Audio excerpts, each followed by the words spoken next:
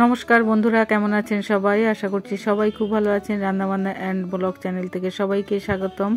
আজকে আবার নতুন ধরনের একটা রেসিপি নিয়ে হাজির হয়ে গেলাম। আজকের রেসিপি আমার চিকেন ডোনাট। এই চিকেন ডোনাটটা খেতে বাচ্চারা ভীষণই পছন্দ করবে। আপনারা কিন্তু অবশ্যই ট্রাই করে দেখতে পারেন। চিকেন ডোনাটটা তৈরি করার জন্য আমি নিয়ে নিয়েছি হাড় ছাড়া চিকেন। চিকেনটাকে একটু পেস্ট করে নেব।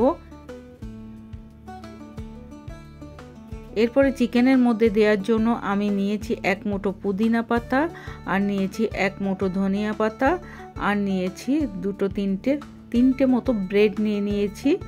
হয়তো ব্রেডের পরিমাণটা একটু বেশিও লাগতে পারে। দিয়ে দিচ্ছি 2 চামচ মিহি করে কুচিয়ে নেওয়া পেঁয়াজ।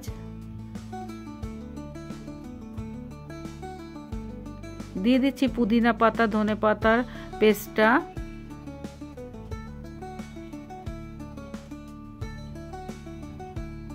দিয়ে দিচ্ছি 1 চামচ গোলমরিচ গুঁড়ো।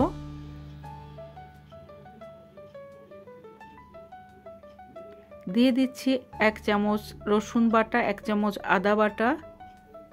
দিয়ে দিচ্ছি স্বাদ মতো লবণ। দিয়ে দিচ্ছি 1 চামচ লঙ্কা গুঁড়ো। দিয়ে দিচ্ছি 1 চামচ গরম মশলা গুঁড়ো। দিয়ে দিলাম একটা লেবুর হাফ কেটে সেই রসটা। এরপরে সব উপকরণ খুব ভালো করে মেখে নেব।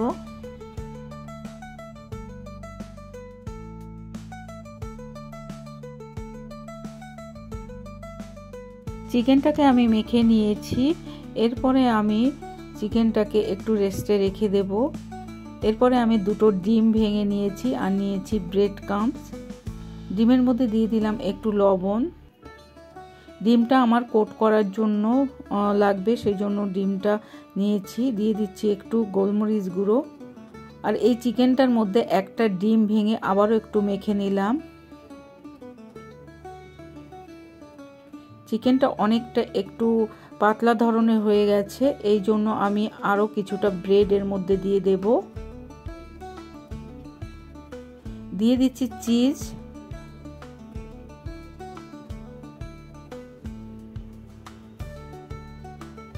চিজটা দিয়ে একটু ভালো করে মেখে নেব।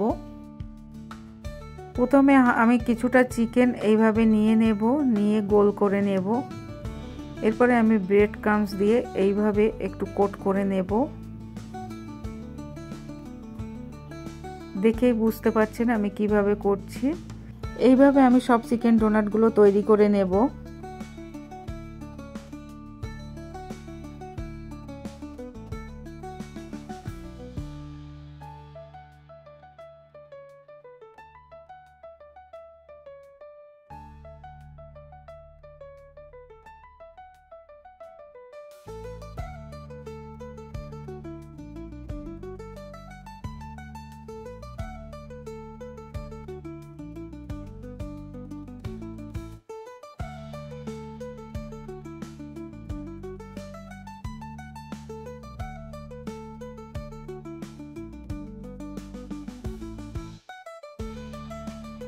অন্যদিকে গ্যাসের চুলায় আমি প্যান বসিয়ে দিয়েছি। দিয়ে দিয়েছি তেল। তেলটা একটু গরম হলে আমি চিকেন ডোনাটগুলো দিয়ে দেব। ডোনাটগুলো একটা পাশ ভাজা হয়ে গেছে, অন্য পাশটা উল্টে দিচ্ছি। চিকেন ডোনাটগুলো একটু লো ফ্লেমে আমি ভেজে নেব, যেহেতু উপরে ব্রেড ক্রাম্বস আছে, ব্রেড ক্রাম্বসটা পুড়ে যেতে পারে, সেই জন্য একটু লো ফ্লেমে ভেজে নিতে হবে। ডোনাটগুলো আমার ভাজা হয়ে গেছে, তুলে নিচ্ছি। এরপরে বাকি ডোনাটগুলো আমি ভেজে নেব। চিকেন ডোনাটের রেসিপিটা যদি আপনাদের কাছে ভালো লেগে থাকে তাহলে অবশ্যই আমাকে কমেন্ট করে জানাবেন রেসিপিটা আপনাদের কাছে কেমন লাগলো।